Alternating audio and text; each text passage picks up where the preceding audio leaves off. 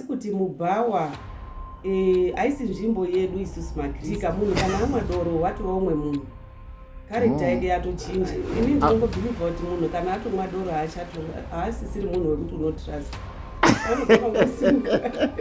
Anogona kungosimuka usina kana kuzvitarisira, atouya kumashure kwako unotoona atokugrepa.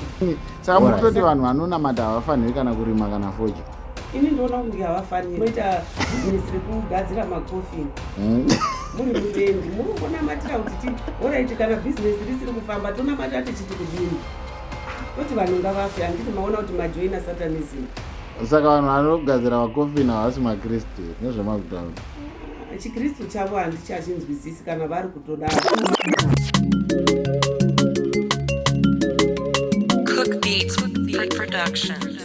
Kana usati wafollowa ndokumbira ubaya button rakanzi follow kuitira kuti pese patinoposta chinhu usawanike uchipotsa zvese zvatinoposta. Tinotenda netsigiro yenyu. Pano ndo patinobuda vanopisa chete. Ndikutaura nani zuva ranhasi? Muri kutaura neanonzi Mrs. Tendai Tawedzera. Okay. Mrs. Tendai Tawedzera, munoimba musambo upi? Ndinoimba gospel music. Munoimba gospel music? Alright. Sei makasarudza kuimba gospel music? Ndakasarudza hangu kuimba gospel music because ndine chisuwo chekuti vanhu vakawanda vazive kuti kuna Mwari. Okay. Saka ndakaona iri nzira yekuti ndinogonawo kutoparidza umwe munhu akatendeuka. Alright, saka makaimba nekuda kutendeutsa vanhu. Saka muri kuti mafundisa havasi kutendeutsa vanhu here zvokuti mimi maona kuti kuimba maybe ndo kunokwanisa kubatsira? Vafundisi vari kutendeutsa. Asi zvinosiyana, kune umwe munhu asiri kutouya kuchechi kwacho. Okay. Saka panorira music nzeve dzake dzinonzwa. Saka unogona kuti anzwa zvinotomupinda, otobata kuti Mwari saka anogona kuita izvi. Alright. Saka Mwari anoita izvi, saka zvinogona kutotendeutsa umwe munhu. Alright, saka iri kuitirwa kune ava vasingazotombofi vakatsika kuchechi?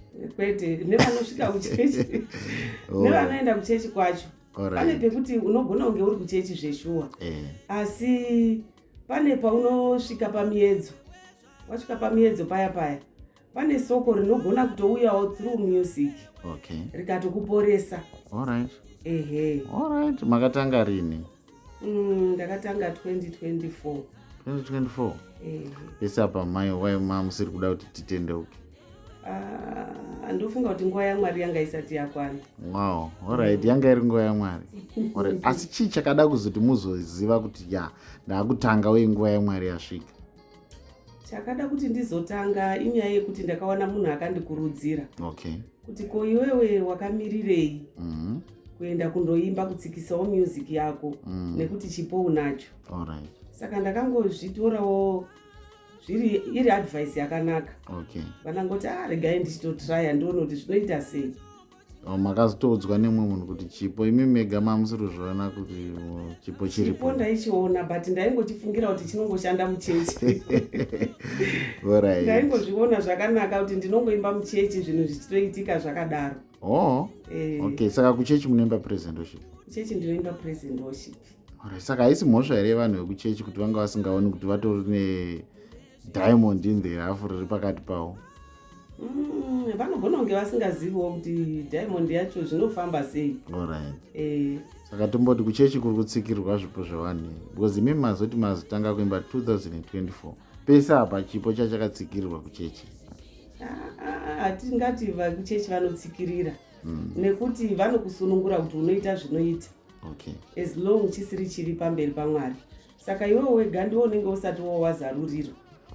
Alright. Chechi ndinopinda Zion. Muri mwana wababa Guti? Ndiri mwana wababa Guti chaiye. Wakakwana. Alright, saka ndo vamwe vevanhu vakakuinspire? Baba Guti? Ndivo, because ndo vakaita kuti nditendeuke ndinamati. Okay. Nemharidzo dzavo dzinodzidzisa zvokwadi. Saka zvokwadi iyoyo yakandisunungura. Tomboti zuva ranhasi ini ndiri promota, handiti mati music yenyu ndeyekutendeutsa vanhu. Ndini promota uye ndabva ndauya $7,000 yangu iri apa. Uyaiwo kubhawa kwangu mundiimbirewo, nekuti handiko kwakazara vasinganamati vaya. Munozvitorawo sei?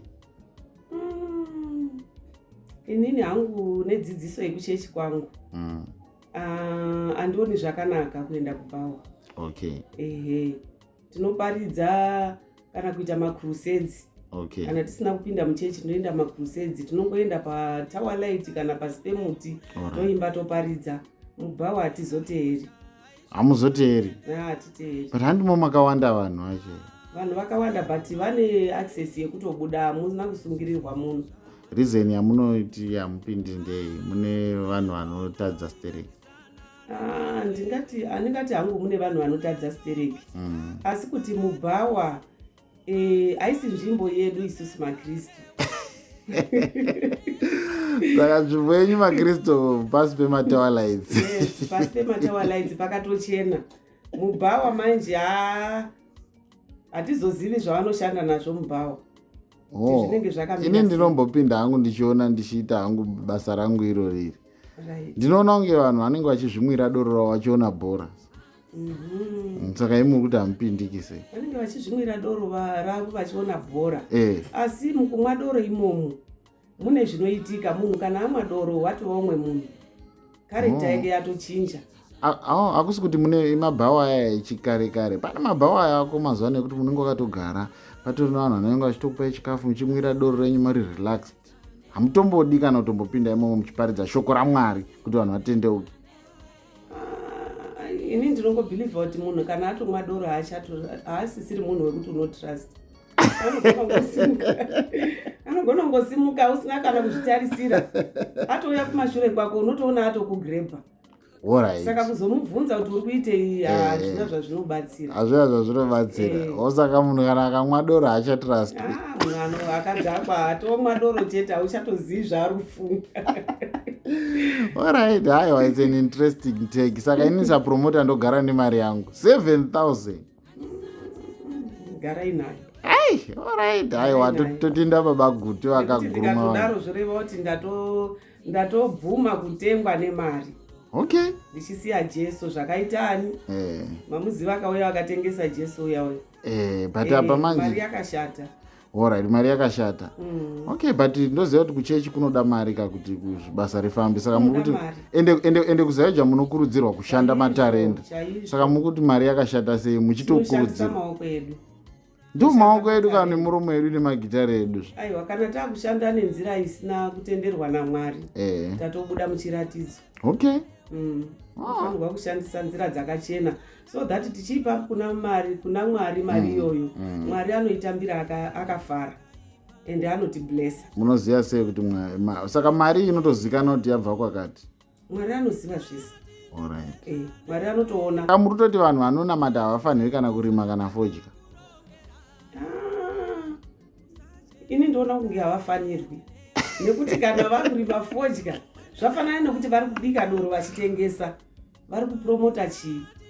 Ndokuparidza mabasa edu emaoko zvaya matarenda. Mabasa emaoko but akachena ariko. Zvafanana nekuti moita business rekugadzira macoffin. Muri mutendi murumbonamatira kuti alright kana business risiri kufamba tonamatira tichiti kudini. Toti vanhu ngavafe handiti maona kuti majoina satanism. Saka vanhu vanogadzira macoffin havasi maKristu nezvamakutaura. ChiKristu chavo handichachinzwisisi kana vari kutodaro. Okay. Nekuti vanombonamata vachiti kudini. Kana business radona vanoti kudini. Alright. It's an interesting take. Tichidzoka zvedu kumusic tine music yedu iri ndoziva kuti makambobudisa album riripo paYouTube. Kune vanoda kuresearcha munokwanisa kuresearcha. Ezvinezvi mauya nesingle. Gore richitanga kudai. Chimbotitaura kuti single iyi yakamira sei?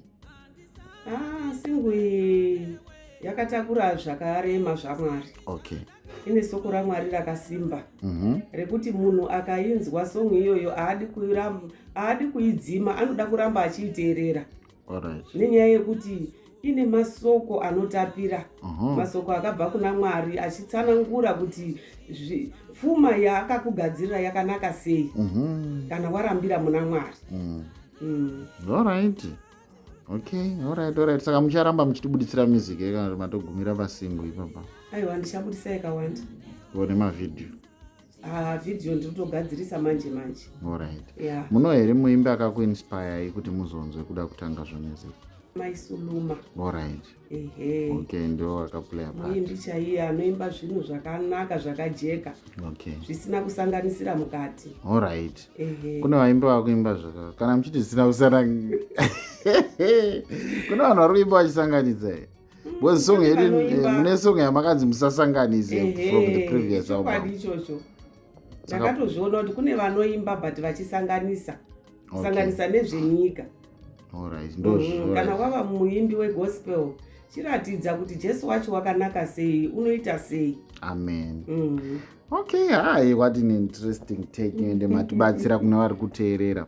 Phone number mugona kudzitaura kuti vanhu vanenge vachida message. Noti 0773 okay 791 108. Tatiri kutandarana tichibudisa single yedu tichangokanda ka snippet kekuti mukwanise kufollowa nelink yeYouTube yavo neFacebook yavo kuti mukwanise kufollowa muzvinzwire. Pano hatingazvipedzi nekuda kwenguva yedu, but imimi munokwanisa kuenjoya music yavo paFacebook, paYouTube, paTikTok inenge iripo. Support yenyu inodikanwa zvakanyanya. Ndichitaura naMinister Tendai Taodzera. Thank you so much.